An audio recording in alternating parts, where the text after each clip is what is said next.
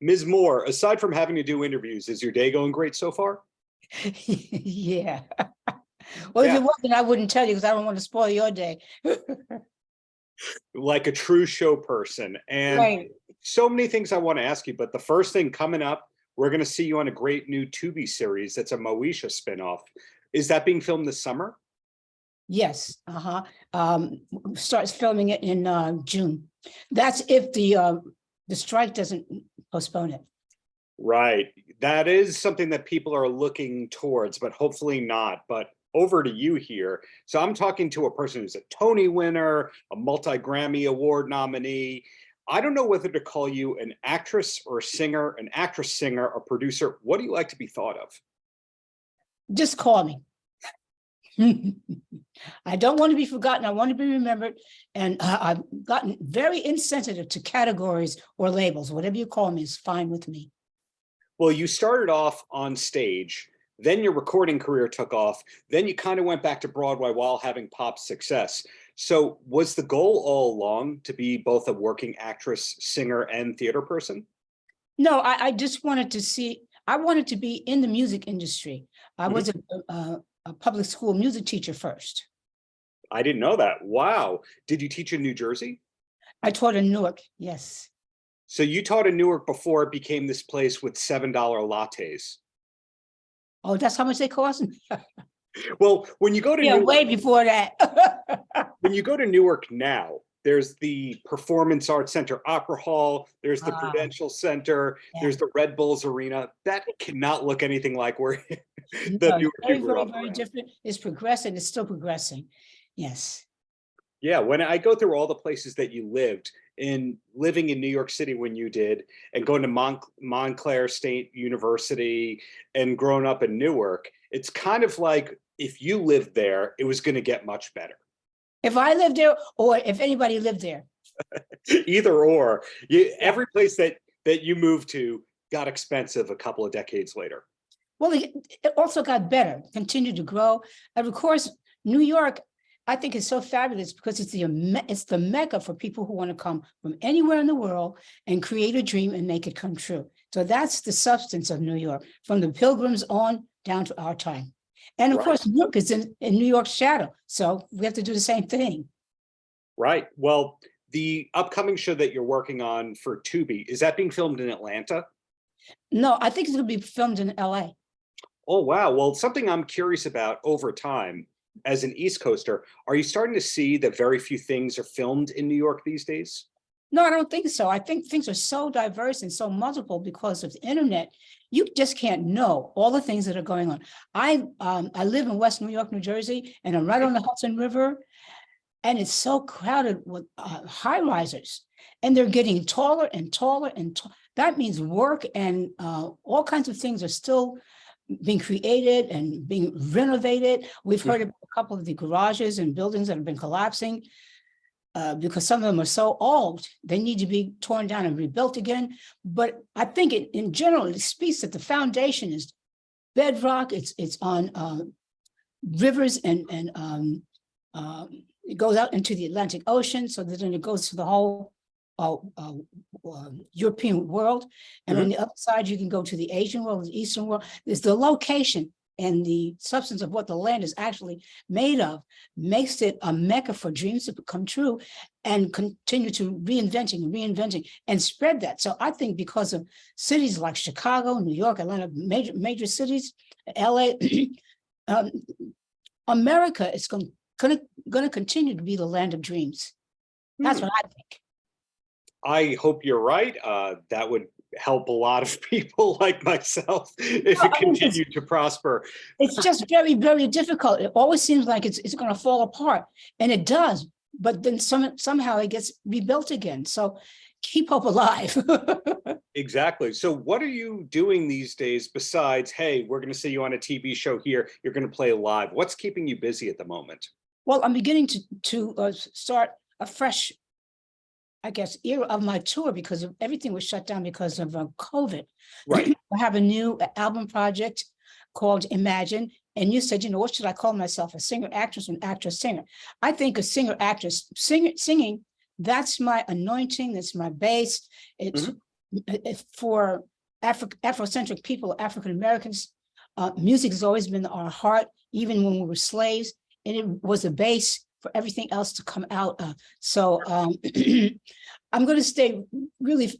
Also, this new album allows me to pass the baton on to the next generation, both musically and personally, with my daughter being the head of the project. So my foundation is here, and the only reason that I can continue is because the next generation are partnering with me to help me reinvent my voice, and then out of that have new TV projects as an actor, and to continue at least for a little while longer. You said the magic words, continue to continue. So when I look at the longevity of your career, it's very inspiring, because I would say the average person gets one TV pilot, the pilot doesn't go, and they kind of give up. In your case, you never stopped working, especially at such a high level. Was there ever a point, now knowing that you started as a music teacher, was there ever a point where you said, okay, what's the plan B? Well, absolutely, all the time. Because I think the thing is that is inspiring for someone who's still here is for you to know in your own life, there never seems to be a plan B. You don't know what's coming next, and it's very scary. And you have to kind of, I don't know what each person has to do, but it's in a way kind of starting over. I think I had a good grounding because my parents were entertainers, and first thing they said as African Americans and as entertainers, honey, get a real job. So you keep trying to do that, but then this also has to be something that inspires you and makes you happy doing this, or else you won't do it well, or you don't get out of your life what you should from your work. You spend so much time at it. But if something tells you, maybe I should try something else. And of course, we've seen in this day and time, people retire at a certain time, but then they go on to something else. And I think that's, again, we have, we have vision, we have dreams, we have desires. And so it will occur to us to try something else. And so I think by virtue of that process, we keep continuing, all of us do. When you say get a real job, I think it's very funny, of course, anecdotally very funny, but the average person just thinks that the job is you go on stage, you sing 3 songs, you get the check and you go away. And they don't realize things like sound check, rehearsal, travel, meet and greets, crummy hotels, in that you're actually working more hours in the day than But the most important thing is there's nobody to provide the job. You have to do that, or you have to get good agents. If you get what my parents call a good job, you work for the government. Right. Now we can't trust that. Exactly. If you get a good agent or somebody to provide you with the job, then you get to do all those dirty tasks that you just did. Then you decide whether you really like that job or not. For sure. They say, hey, teach, you'll have summers off. And then you think about, well, what do you actually have to deal with? What comes with that? And it's not exactly bliss. Well, I think one of the things that came with it is that, especially when you get into junior high, that's when kids are in puberty. They don't listen to nobody. They've had to close down certain celebrations and things that happen because kids come at that age and they tear everything down. That's when the hormones are imagine you locked in a classroom with them. No, thank you. It's scary. Well, down to 2 last questions that I have for you before I let you go. And the first thing is, speaking to all the accomplishments that we've spoken to already and consistently working, is there anything that you're still hoping to do in your career that you haven't done yet? Well, the thing I would like to do is really consolidate a management and corporate team, because you can't do this by yourself. I think that's why I've had so much up and down, because the other half of your marriage is the business part of it. And artists trying to do that, there's a couple of things that are just not going to work for most people. You need a liaison between the person who's doing the business for you, because usually they have that side of what they view of it. And that's important. It needs to be whole. And you can't do that. So when you don't have someone to do it, you do it. So what I'd like to do now is really get a permanent business team, so that whatever it is I do doesn't go like this anymore. And you see me consistently in music, you see me consistently in television, you see me consistently in theater, because it has, otherwise it can't accumulate into anything as much as it would if it's what's consistent. And all of those things are there, built up, be a foundation for not only you to know that it happened, but whoever's watching, you can say, oh, this is who you are, cumulatively. So that's what I like, a great business team that's going to be consistent. So everything that I do can be consistent. Yeah, you raise a very good point there, because when you're the artist and you're also the person outward saying no, you actually offend the people. So I think what you want is to be able to be the person that goes, yes, I'd love to do it. Talk to my manager. Yeah, I'm the good guy. And then they talk to the manager and the manager goes, no, of course not. Right. But you said yes. If that's what they do, like I sing or I'm an actor, they can probably come to, because that's what they do. They know how to do that, like I know how to be a performer. I think they're separately great talents and arts, and you need both. It's like a marriage. Well said. Well, my last question for you is kind of a random one. And when you work in a field, obviously it's not your entertainment or your hobby anymore. But I'm curious what the last play or theatrical show that you saw for fun was. That I saw I can't even remember that.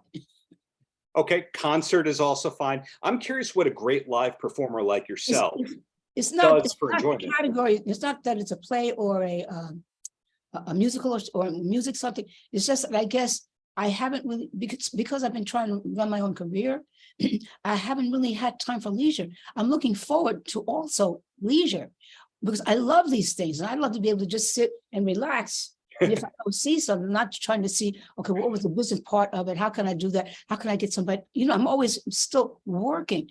So I don't really have time to do that yet, but I think I will soon. I hope you do too in the very near future. But I need a break. Hope to see you live in New York in the near future. Thank you for the many, many years of great art, Ms. Moore. Thank you. Thank you for this too. Paltrocast.